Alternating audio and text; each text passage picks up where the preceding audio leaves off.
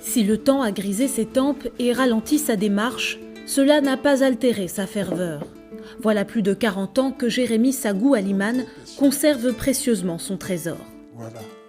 Ce tambour a été façonné dans un rondin de bois appelé ayokwe. C'est lors d'un voyage à Paris en 1975 qu'il obtient la première photographie du tambour Jiji Ayokwe. Ce tambour de 3,50 m représente une panthère tenant un homme entre ses griffes. Ancien président des étudiants chamans à Paris, à 82 ans, M. Aliman continue d'entretenir la mémoire et entend passer de l'oral à l'écrit. Après avoir recueilli la parole des anciens, il a rédigé un livre sur l'histoire des siens, spoliés pendant la colonisation. Ça a posé des problèmes quand le tambour a été retiré. Mais aussi la frustration, le fait que le tambour a été retiré purement et simplement sans autre forme de procès. Pour réparer cette injustice, le président français Emmanuel Macron avait annoncé la restitution prochaine du tambour à la Côte d'Ivoire. Début octobre de cette année, nous avons souhaité accéder à la demande des autorités ivoiriennes de se voir restituer un tambour à haute valeur symbolique. C'est un tambour dont les parents, avec l'amertume, n'en parlaient presque plus. Parce qu'ils savent que le fait que c'est à Paris, ça ne reviendra plus.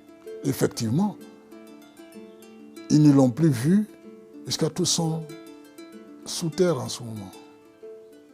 Monsieur Aliman n'est pas le seul à se réjouir de ce possible retour. C'est ici, à la chefferie d'Adjamé, que les grandes réunions des chamans se déroulaient à l'appel du tambour. C'est lui qui annonçait toutes les nouvelles. Ouais. Et tout de suite, les villages environnants savaient ce qu'il fallait faire, ce qu'il y avait à faire à Adjamé. Voilà. Arraché en 1916 par l'administrateur Simon pour asservir les habitants, le tambour part pour la France en 1930. Avec un son audible à plus de 10 km à la ronde, sa perte a profondément perturbé l'organisation sociale. Je me demande même si ce n'est pas ça qui a provoqué même la séparation de chaque village de rester dans son intimité.